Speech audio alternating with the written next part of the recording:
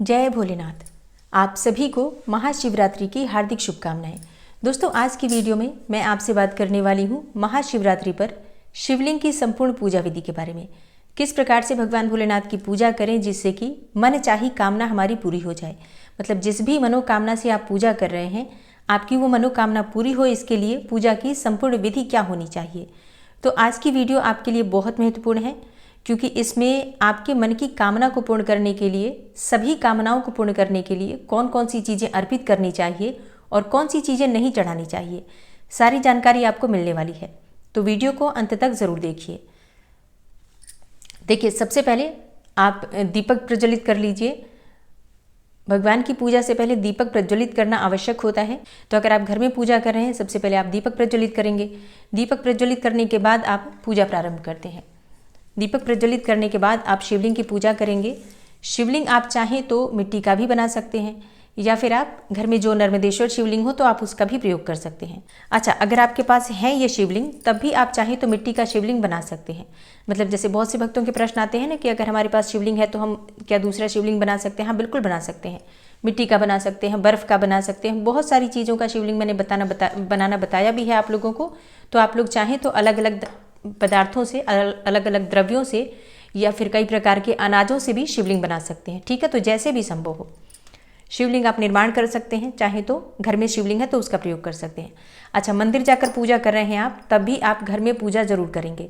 क्यों करेंगे? क्योंकि देखिए, मंदिर जब आप पूजा करने जाते हैं, बहुत जल्दी जल्दी में पूजा होती है। मतलब बस हम सामग्री अर्पित करते हैं, ठीक से पूजा भी नहीं कर पाते हैं, कोई चीज़ें अर्पित भी नहीं कर पाते हैं।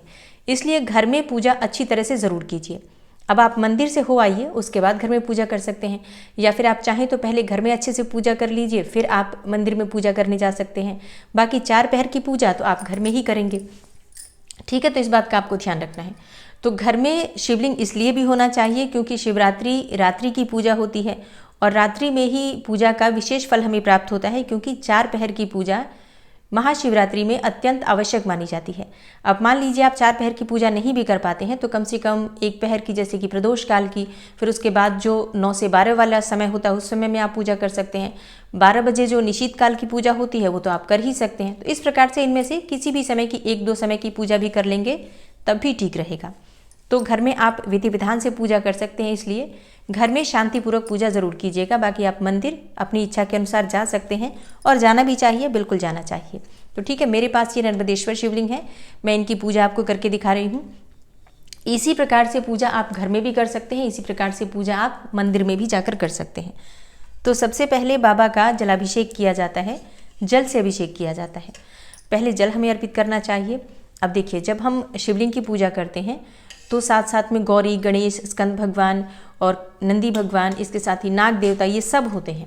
इन सब की पूजा करना आवश्यक होता है। इसके बाद ही बाबा की पूजा होती है, क्योंकि बाबा की पूजा बाबा तभी स्वीकार करते हैं जब हम बाकी पूरे परिवार की पूजा कर लेते हैं। तो सबसे पहले गणपति की पूजा, तो भगवान गणेश पर आपको जल अर्पित करना है। उसके बाद गौरी माता पर। अच्छा, क्रम ध्यान रखिएगा, अभी जो मैं बता रही हूँ आपको बिल्कुल इसी क्रम से पूजा होती है। पहले भगवान गणेश की, फिर माता पार्वती की, उसके बाद स्कंद भगवान को अर्पित करेंगे जल, फिर नंदी देवता को, इसके बाद नाग देवता को, और इसके बाद बाबा को जल अर्पित करेंगे। ठीक है, क्रम ध्यान रखिएगा क्योंकि इसी क्रम से पूजा होती है। ये भगवान का डमरू वगैरह रहता है, इसी प्रकार से बना हुआ है ये। तो ये इसका त्रिशूल और डमरू है। ठीक है, विधि इसी प्रकार से होगी, हर चीज़ आपको इसी प्रकार से अर्पित करनी है। तो मैं आपको आज बता देती हूँ कि आप लोग जो कंफ्यूज रहते हैं, हर वक्त ना संशय रहता है कि पहले हम जल अर्पित करें कि पहले सामग्री अर्पित करें। तो देखिए, बहुत आसान है समझना। मतलब आप स्नान करते हैं तो आप सबसे पहले जल ही अर्पित करते हैं। ठीक है, पहले अपने ऊपर जल ही तो गिराते हैं, उसके बाद ही तो आप साबुन लगाते हैं। बिल्कुल उसी प्रकार से होता है। बाबा के लिए ये सभी सामग्रियाँ साबुन शैम्पू की तरह होती है। ठीक है, बहुत आराम से आप समझ जाएंगे। अब इस बार जो समझेंगे ना, फिर कभी नहीं भूलेंगे। तो देखिए, आप क्या करेंगे, सबसे पहले जल अर्पित करेंगे, उसके बाद दूध से अभिषेक होगा। पहले गजानन का होगा, फिर माता गौरी का, इसके बाद भगवान स्कंद, और उसके बाद नंदी देवता, फिर नाग देवता, और उसके बाद बाबा का अभिषेक होगा दूध से। ठीक है, तो पहले दूध से अभिषेक कर लीजिए। मंत्र बोलते रहिएगा, ओम नमः शिवाय, ओम नमः शिवाय। या पंचाक्षर मंत्र नहीं बोल पाते हैं, नहीं बोल सकते हैं आप, तो आप चाहें तो महामृत्युंजय का मंत्र भी बोल सकते हैं, अपनी इच्छा के अनुसार, अपनी श्रद्धा के अनुसार। अब इसके बाद आप दूध से अभिषेक करेंगे, तो सबसे पहले भगवान गणेश को दूध अर्पित करेंगे। अच्छा, चम्मच ले सकते हैं आप, घर में है तो बहुत सारी सामग्री आपके पास है, बहुत सारी सुविधाएं आपके पास है, तो घर में तो पूजा विधि विधान से होती है और घर में ही पूजा का आनंद आता है। बाकी आप मंदिर में तो भीड़ में बस चले जाते हैं, वहाँ की थोड़ी सी एनर्जी हो जाती है जो हम ले लेते हैं। इस प्रकार से पहले भगवान गणेश को, फिर माता गौरी को दही अर्पित करेंगे, इसके बाद भगवान स्कंद देवता को दही अर्पित करेंगे, फिर नंदी भगवान को, और इसके बाद नाग देवता को। ठीक है, देखते जाइए, क्रम इसी प्रकार से चलेगा, हर चीज़ इसी प्रकार से अर्पित की जाएगी, तो ये ध्यान रखना है आपको। अब इसके बाद आप बाकी की सामग्री बाबा को अर्पित करेंगे। शिवलिंग पर अर्पित कर दीजिए, सारी दही शिवलिंग पर अर्पित करेंगे अब इस प्रकार से। ठीक है, दूध दही चढ़ा दिया हमने, अब हम चढ़ाएंगे शहद। शहद ले लीजिए आप, भगवान गणेश को, फिर माता गौरी को, फिर नंदी देव स्कंद भगवान को, फिर नंदी देवता को, फिर नाग देवता को, और इसके बाद बाबा को शहद अर्पित करेंगे। अच्छा, सामग्री में कंजूसी नहीं करना है, अच्छे से हर चीज़ अर्पित करनी है। कहा जाता है कि जो हम देते हैं, जिस भाव से देते हैं और जिस तरीके से देते हैं, वही हमें प्राप्त होता है। तो ठीक है, ऐसा नहीं होना चाहिए कि बहुत से लोग इस पर भी ज्ञान देने लग जाते हैं कि इतना दूध हम दान कर देते, इतना दही दान कर देते। ठीक है, दान कर दीजिए, पहले बाबा को अर्पित कर दीजिए, ठीक है, उसके बाद से आप दान करते रहिएगा। तो सामग्री हर चीज़ भरपूर मात्रा में अगर आपके पास दी है बाबा ने, तो आप हर चीज़ उसी प्रकार से अर्पित करेंगे। ठीक है, अब इसके बाद घी गजानन को, उसके बाद माता गौरी को, फिर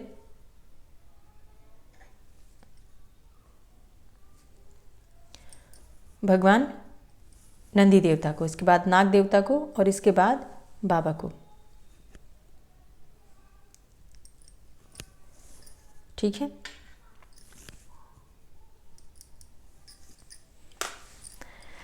अच्छा, एक चीज़ जो मैं भूल गई, ध्यान नहीं रहा आपको बताने की वजह से, तो क्या करना है आपको, देखिए, क्षमा चाहती हूँ बाबा से भी।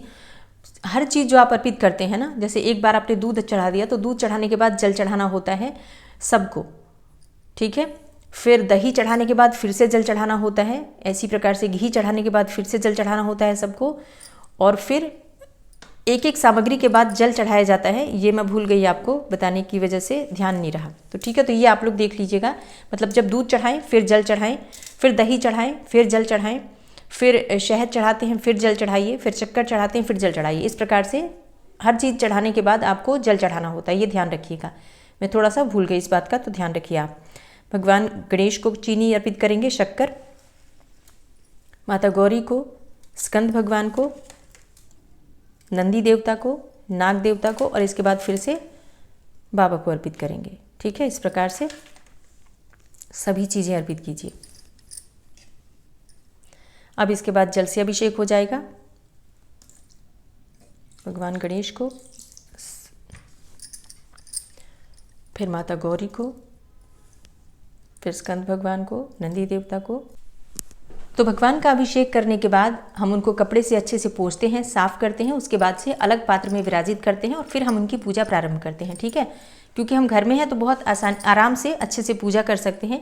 इसलिए मैं आपसे कह रही हूँ कि महाशिवरात्रि पर आप चाहे मंदिर जाते हैं, लेकिन घर पर अपने भगवान शिव की पूजा ज़रूर करें। अगर आपके पास कोई शिवलिंग है तो उनकी पूजा कर सकते हैं, नहीं तो मिट्टी का शिवलिंग बनाकर पूजा कर लीजिए, लेकिन पूजा ज़रूर कीजिए ताकि घर में आराम से, एकदम इत्मीनान से, शांत होकर, एकाग्रचित्त होकर हर सामग्री एक एक करके अर्पित कर सकें।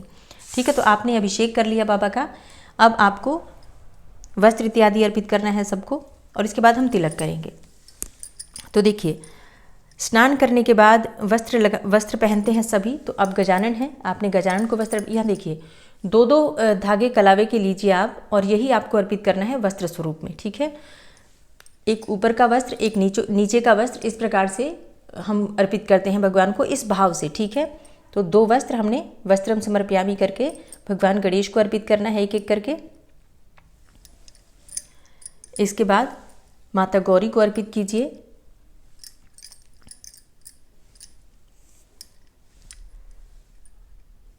फिर भगवान स्कंद देवता को वस्त्रम समर्पयामि इस प्रकार से बोलते रहिएगा, या मन में भाव कर लीजिए कि वस्त्र अर्पित कर रहा हूँ। नाम बोलते रहिए कि हे भगवान गणेश आपको वस्त्र अर्पित कर रहा हूँ, हे नंदी देवता आपको वस्त्र अर्पित कर रही हूँ या कर रहा हूँ, इस प्रकार से।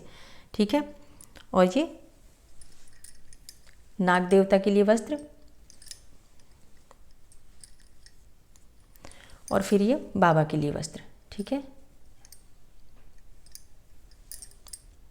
तो देखिए, आपने जलाभिषेक किया और स्नान के बाद आप अपने शरीर को साफ करके जैसे कपड़े पहनते हैं वैसे ही बाबा को भी पहले कपड़े से पोंछकर फिर उसके बाद से हम उन्हें वस्त्र पहनाते हैं। उसके बाद से हम तिलक करते हैं। तो तिलक के लिए आप सफ़ेद चंदन ले सकते हैं, अष्टगंध ले सकते हैं, केसर ले सकते हैं, कुछ भी ले सकते हैं, मतलब इस प्रकार का आप ले लीजिए। नहीं हो तो ऐसे पाउडर भी मिल जाता है, मेरे पास ये इस प्रकार से ही है तो मैं ऐसे ही यूज़ करती हूँ। देखिए, आपको घिसना है थोड़ा सा चंदन, और इसके बाद से आपके पास अगर ये चंदन है तो इसे भी घिस सकते हैं। अभी सफ़ेद चंदन और थोड़ा सा अष्टगंध मैंने इसमें डाला है। अष्टगंध ये है, देखिए ये है अष्टगंध, और ये सबको लग जाएगा तिलक, बाबा को भी लग जाएगा और गजानन को भी, सभी को। ठीक है। तो पहले जैसे हम क्रम से चल रहे थे, भगवान गणेश को तिलक करेंगे सबसे पहले, फिर उसके बाद माता गौरी को तिलक करेंगे। अच्छा, ये अष्टगंध है तो माता गौरी को इसमें से तिलक कर सकते हैं। ठीक है। सिंदूर भी लगाना है हमें, लेकिन अष्टगंध है इसमें। ठीक है। तो ये मत सोचिए कि इसमें से तिलक माता रानी को कैसे करेंगे, बिल्कुल कर सकते हैं क्योंकि इसमें अष्टगंध भी है और इसमें थोड़ा सा केसर भी डला था। ठीक है। और ये भगवान कार्तिकेय भगवान को तिलक करेंगे। अच्छा, कार्तिकेय भगवान के 6 मुख होते हैं तो हम 3 बार पीछे की तरफ तिलक करते हैं और 3 बार ही हम आगे की तरफ तिलक करते हैं। ठीक है। और इसके बाद नंदी देवता को, फिर नाग देवता को। ठीक है। और अब हम बाबा को तिलक करते हैं। तो बाबा को तिलक आप वैसे भी कर सकते हैं, जैसे कि थोड़ा सा कर दीजिए, ऐसे भी कर सकते हैं, या फिर आप इस प्रकार से ले लीजिए तीनों उंगलियों में और फिर बाबा को तिलक कर लीजिए। 2 मिनट के लिए आपके पास शिवलिंग ऐसे है तो आप उठा सकते हैं इनको, कोई दिक्कत नहीं है। और यहाँ पर इस प्रकार से तिलक कीजिए। देखिए, त्रिपुंड बन गया बाबा को। ठीक है। अब ये त्रिपुंड आप कितनी भी बार बना सकते हैं। ठीक है। आप अपनी इच्छा के अनुसार 11 बार बना सकते हैं, 3 बार बना सकते हैं, 1 बार भी बना सकते हैं, इसी प्रकार से। त्रिपुंड कहते हैं कि आपकी अगर कोई भी मनोकामना हो और भगवान से प्रार्थना करके आप शिव जी को और त्रिपुंड लगाते हैं तो इससे भगवान बड़े प्रसन्न हो जाते हैं और आपकी मन चाही कामना को पूर्ण कर देते हैं। ठीक है। तो इसलिए त्रिपुंड लगाना आवश्यक होता है। तो त्रिपुंड ज़रूर लगाइए। आप मंदिर जाते हैं तो मंदिर में भी शिवलिंग पर, और घर में भी शिवलिंग को अगर आप शिवलिंग बना रहे हैं तब भी त्रिपुंड ज़रूर आपको लगाना है। इस बात का आपको ध्यान रखना है। ठीक है। अच्छा, चंदन से तिलक करने के बाद हम भगवान भोलेनाथ को, अब बाकी सबको आपने अर्पित कर दिया है, सारा जो तिलक था लगा दिया, वही तिलक लगाना है। माता रानी को बस सिंदूर का तिलक लगेगा, लेकिन अब बाबा को चढ़ेंगी बहुत सारी चीज़ें, जैसे कि भस्म चढ़ेगा। ठीक है। भस्म इस प्रकार से चढ़ा सकते हैं आप। इसके साथ ही गुलाल चढ़ेगा।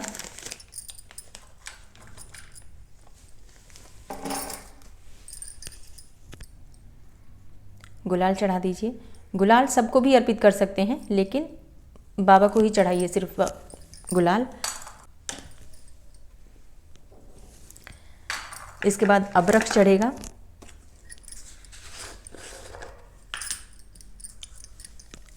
ये अबरख है, देखिए खुला मैं आपको दिखा रही हूँ। इस प्रकार से चमकीला मिलता है, पर ज़रूर ले लीजिएगा क्योंकि ये ज़रूर चढ़ता है बाबा को, मतलब बहुत इसका पुण्य फल माना गया है अबरख चढ़ाने का। तो इसे चढ़ा दीजिए। हाथ से नहीं चढ़ता है, ज़्यादातर किसी पात्र में रखकर ही चढ़ाइएगा। इसके बाद आपको चढ़ाना है जनेऊ, यज्ञोपवीत। ठीक है। तो भगवान भोलेनाथ को सफ़ेद जनेऊ चढ़ता है और बाकी सबको जैसे पीला जनेऊ आप चढ़ा सकते हैं अगर आप सबको चढ़ाना चाहें तो इसकी ज़रूरत नहीं है। हमने वस्त्र अर्पित कर दिया है तो आप सिर्फ बाबा को जनेऊ चढ़ा दीजिए। यज्ञोपवीत बाबा के लिए चढ़ा दिया आपने। ठीक है। अब माता रानी को सिंदूर लगाते हैं और भगवान गणेश को भी सिंदूर का तिलक लगता है। ठीक है। भगवान गणेश को सिंदूर का तिलक लगेगा 2 बार, और फिर माता रानी को 5 बार। अच्छा, माता रानी को सिंदूर सिर्फ सुहागिन महिलाएं ही लगा सकती हैं। जो कुंवारी कन्याएं हैं वो सिंदूर ना लगाएं, रोली से तिलक कर सकते हैं। ठीक है। माता रानी को सिंदूर लगा दीजिए और इसके बाद से ये जो सिंदूर आपके हाथ में लगा है ये आप अपनी मांग में लगा लीजिए। अच्छा, बहुत से लोग कहते हैं कि माता रानी को सिंदूर लगा के वहीं से उनकी मांग से सिंदूर लेना है। नहीं, ऐसे नहीं लिया जाता है, ये गलत बात है। किसी की भी मांग से आप सिंदूर लेंगे तो वो ठीक नहीं रहता है। आप जिस हाथ से लगा रहे हैं, आपके हाथ में लगा हुआ काफ़ी है ये। अब इसी को आप अपने माथे में लगा लीजिए तिलक के स्वरूप में। चूड़ियों में भी लगा सकते हैं, जैसे कि यहाँ पर थोड़ा सा चूड़ी में लगा लीजिए, फिर उसके बाद से माथे पर लगा लीजिए और अपनी चुन्नी में, अपनी साड़ी के पल्लू में लगा सकते हैं। इस प्रकार से आप अपने लिए सुहाग मांग सकते हैं माँ से। ऐसा नहीं है कि आप उनकी मांग से सिंदूर लें, नहीं, ऐसा बिल्कुल मत करिएगा, ये ठीक नहीं होता है। ठीक है, तो ये आपको ध्यान रखना है।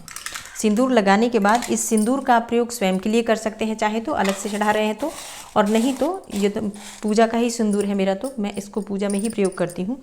हाँ, कल महाशिवरात्रि है तो कल मैं अलग से सिंदूर, सुहाग की सामग्री सब चढ़ाऊँगी, जिसमें से जो मैं स्वयं के लिए प्रयोग करूँगी और कुछ चीज़ें मैं दान करूँगी। ठीक है, तो सिंदूर लगा दिया आपने माता रानी को। अब आपको लगाना है भगवान भोलेनाथ को इत्र। देखिए, इत्र इस तरह से मिलता है, मतलब इस तरह से मिल रहा है तो आप इसको लगाने में थोड़ी दिक्कत होती है, तो इसलिए ये मत लीजिए। अगर आपके पास यही है तो आपको क्या करना है वो भी मैं आपको बताती हूँ। लेकिन अगर आप इस प्रकार से लेंगे तो धार के साथ शिवलिंग पर अर्पित कर सकते हैं। ये बहुत श्रेष्ठ माना जाता है। मतलब शिवलिंग पर अगर धार से इत्र अर्पित किया जाता है तो इससे नाम, शोहरत, मतलब शुक्र मजबूत होता है बेसिकली आपका, जिससे कि आपको शुक्र से रिलेटेड सारी चीज़ें मिलती हैं, सुख समृद्धि सब कुछ। ठीक है, तो धार से अर्पित करने के लिए आपको इस प्रकार से चाहिए इत्र।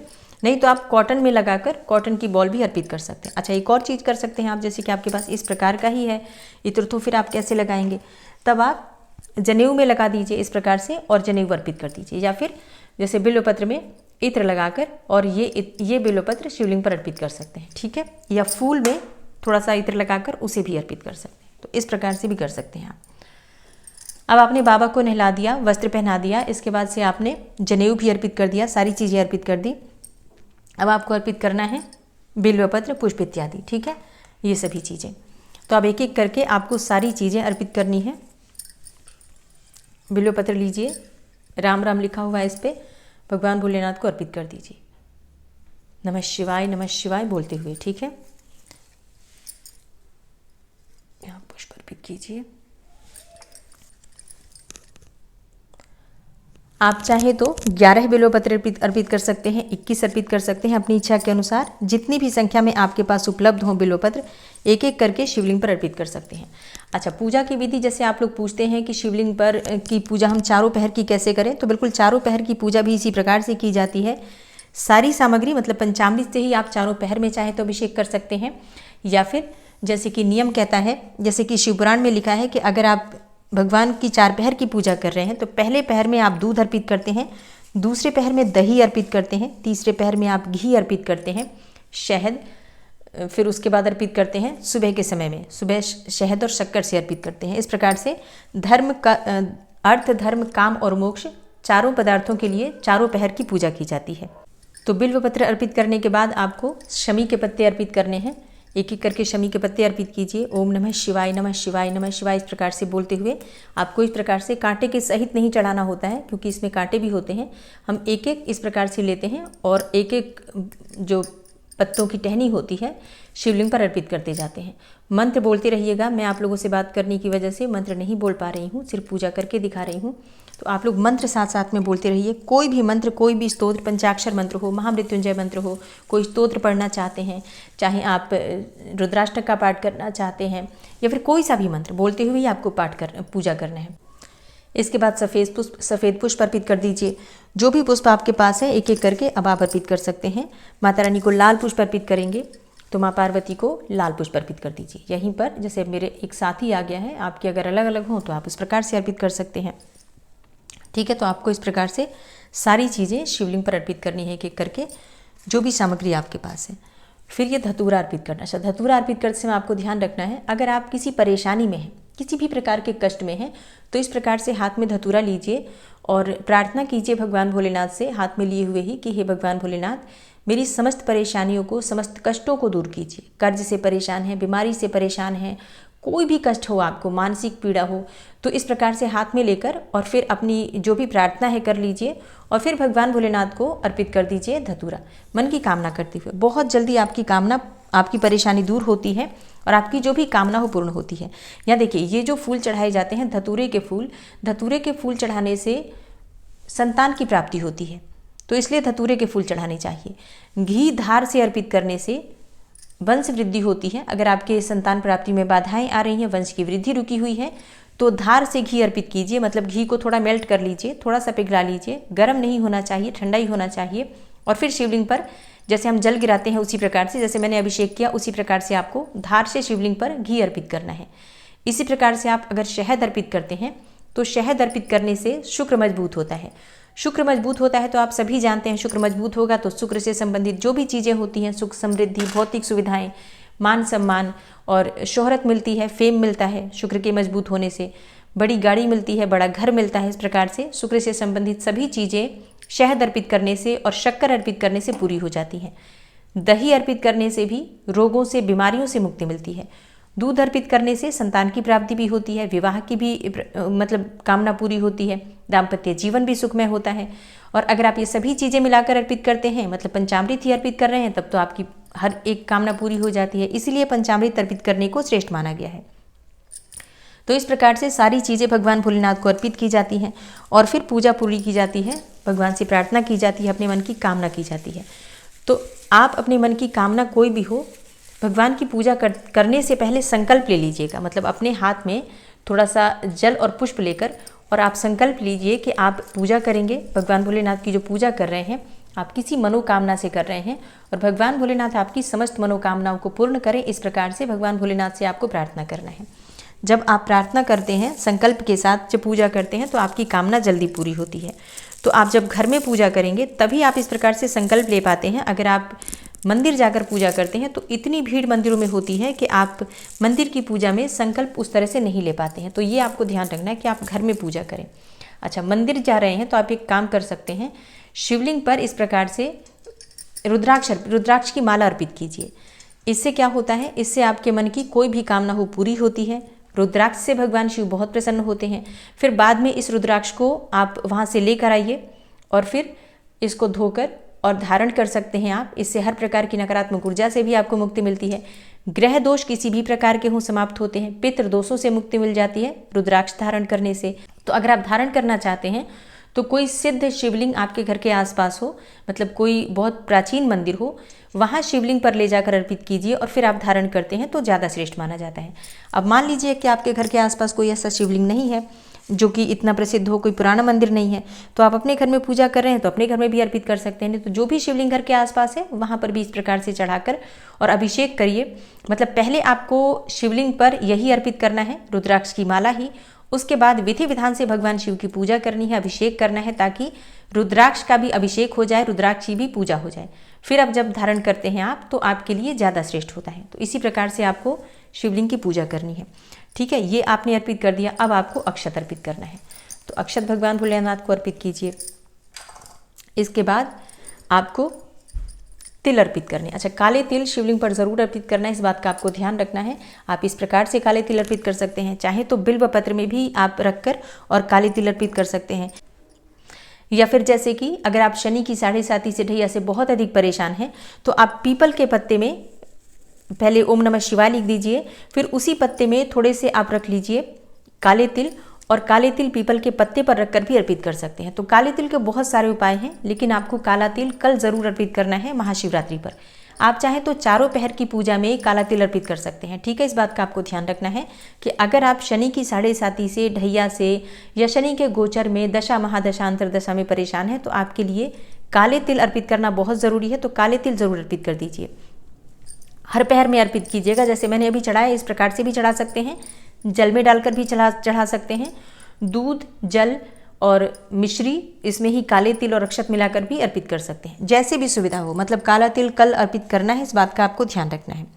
अच्छा, मंदिर जा रहे हैं तो आप शिवलिंग पर एक सिक्का जरूर अर्पित कीजिएगा। आप किसी भी तरीके के सिक्के अर्पित कर सकते हैं, 1 रुपये 10 रुपये का, और आप मंदिर की दान पेटी में कुछ पैसे डालकर आ जाइएगा। ठीक है, मंदिर की दान पेटी में, क्योंकि शिवलिंग पर अगर आप मंदिर में ले जाकर और पैसे अर्पित करते हैं, मतलब इस प्रकार का नोट अर्पित करते हैं, तो भीग जाएगा, वो किसी काम का नहीं रहेगा। लेकिन मंदिर जा रहे हैं तो दान पेटी में अपनी इच्छा के अनुसार 11-21 रुपये या फिर इससे ज़्यादा कम जो आपके पास उपलब्ध हो ज़रूर डाल दीजिएगा। और घर में पूजा कर रहे हैं तो शिवलिंग की इस प्रकार से पूजा करने के बाद और शिवलिंग के पास आपको दक्षिणा स्वरूप कुछ पैसे ज़रूर अर्पित करना है, और इसके बाद इस पैसे को आप किसी ब्राह्मण को दान कर देते हैं। ठीक है, तो इस बात का आपको ध्यान रखना है। भगवान की जब भी विशेष पूजा होती है तो उसमें दक्षिणा जरूर चढ़ाया जाता है, तो ये आप रख लीजिएगा। अच्छा, अब जैसे कि मेरे पास ये कुछ कमलगट्टे के दाने हैं, माला भी है मेरे पास, पर अभी मैं आपको कमलगट्टे के दाने ही दिखा रही हूँ। तो इस प्रकार से आपको कमलगट्टे भी भगवान शिव को अर्पित करने हैं। आप चाहें तो जल में डालकर भी अर्पित कर सकते हैं। ठीक है, इससे आपके मन की कोई भी कामना पूरी हो जाती है। और फिर शिवलिंग पर लौंग भी अर्पित की जाती है। इस प्रकार से लौंग आप ले सकते हैं और शिवलिंग पर अर्पित कर सकते हैं। लेकिन ये कुछ विशेष परिस्थितियां, जैसे कि आपकी कोई बहुत बड़ी मनोकामना हो, बहुत समय से अधूरी हो, चाहते हैं जल्दी से पूरी हो जाए, तो इसके लिए आप चाहें तो शिवलिंग पर लौंग अर्पित कर सकते हैं। या फिर शिव मंदिर में जो दीप दान आप कर रहे हैं, दीपक प्रज्वलित कर रहे हैं, तो वहाँ पर आप इसी प्रकार से लौंग दीपक में डाल सकते हैं। 2 लौंग इस प्रकार से लेकर और दीपक में ऐसे डाल देते हैं अपने मन की कामना करते हुए। तो पूजा आपको इसी प्रकार से करनी है, सारी चीज़ें आप इसी प्रकार से अर्पित करें। हल्दी नहीं चढ़ाना है भगवान को, और इसके अलावा आपको नहीं चढ़ाना है भगवान भोलेनाथ को तुलसी के पत्ते, केतकी के फूल नहीं चढ़ाने होते हैं शिवलिंग पर, बाकी सभी फूल आप शिवलिंग पर चढ़ा सकते हैं। इसके बाद आप भगवान को भोग लगाते हैं, तो भोग में आप सभी प्रकार के फलों का भोग लगा सकते हैं, जो भी आपके पास फल उपलब्ध हो। मिठाई का भोग लगा सकते हैं। ठीक है, इस प्रकार से सफ़ेद मिठाई भगवान भोलेनाथ को अर्पित की जाती है, तो ये ज़रूर अर्पित कीजिएगा। अगर सफ़ेद मिठाई ना हो तो मिश्री या बताशे भी अर्पित कर सकते हैं।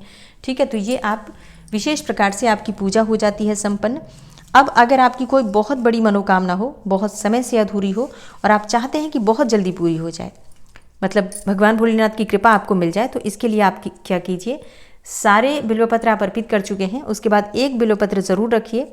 उस एक बिल्वपत्र पर आप भगवान भोलेनाथ के लिए अपने मन की कामना कीजिए, जो भी आपकी मनोकामना हो उसके निमित्त आप एक फूल रख दीजिए और एक सिक्का रख दीजिए। इस पर थोड़े से चावल के दाने इस पर आप रख सकते हैं, और इसके बाद आप भगवान भोलेनाथ को अर्पित कर दीजिए। ठीक है, हाथ में लीजिए, अपने मन की कामना कीजिए, जो भी आपकी मनोकामना हो। 2 मिनट आंख बंद करके भगवान का ध्यान कर लीजिए, और फिर अपने मन की कामना करते हुए इस प्रकार से उल्टा शिवलिंग पर इसे आपको अर्पित कर देना है। ठीक है, और फिर आप अपने मन की कामना करके और भगवान से प्रार्थना कर लीजिए, बहुत जल्दी आपकी कामना पूरी हो जाती है। अब देखिए, जैसे आप भगवान भोलेनाथ की पूजा करते हैं, क्योंकि आज बाबा का विवाह है माता पार्वती के साथ, तो आप भगवान भोलेनाथ की विधि विधान से पूजा कर लेते हैं। उसके बाद से माता पार्वती को आप सुहाग की सामग्री अर्पित कर सकते हैं। कुछ वस्त्र अर्पित कर सकते हैं, जैसे कि साड़ी अर्पित कर सकते हैं, या फिर आप चाहें तो जैसे कि चुन्नी अर्पित कर सकते हैं, सूट अर्पित कर सकते हैं। इस प्रकार से कोई भी चीज़ जो आप चाहें माता पार्वती को अर्पित कर सकते हैं। अच्छा, 16 श्रृंगार की सामग्री ना हो आपके पास तो जितनी भी हो, जैसे कि बिंदी, सिंदूर, ये सभी चीज़ें, चूड़ियाँ, ये सब चीज़ें भी अर्पित कर सकते हैं। कुछ वस्त्र इत्यादि भी अर्पित कर सकते हैं, जैसे कि अब मेरे पास ये चुन्नी है अभी, तो अभी मैं चुन्नी ही अर्पित कर रही हूँ। ठीक है, आप चुन्नी अर्पित कर सकते हैं। इस प्रकार से माता रानी की, भगवान भोलेनाथ की पूजा कर लीजिए, फिर प्रार्थना कीजिए दोनों हाथ जोड़कर भगवान भोलेनाथ से, माता पार्वती से प्रार्थना कीजिए कि जाने अनजाने इस पूजा में मुझसे किसी भी प्रकार की भूल चूक हुई हो तो मुझे क्षमा करें, और मुझ पर कृपा करें, मेरे परिवार पर कृपा करें, हमारी जो परेशानी हो उसे दूर करके हमारी कामना को पूर्ण करें। ठीक है, इस प्रकार से आप भगवान भोलेनाथ से प्रार्थना करें। अब सारी पूजा करने के बाद आप थोड़ा सा जल ले लीजिए, इस तरह से फूल में आप जल ले लीजिए, और इस प्रकार से 2 बार जल का खेरा दे दीजिए।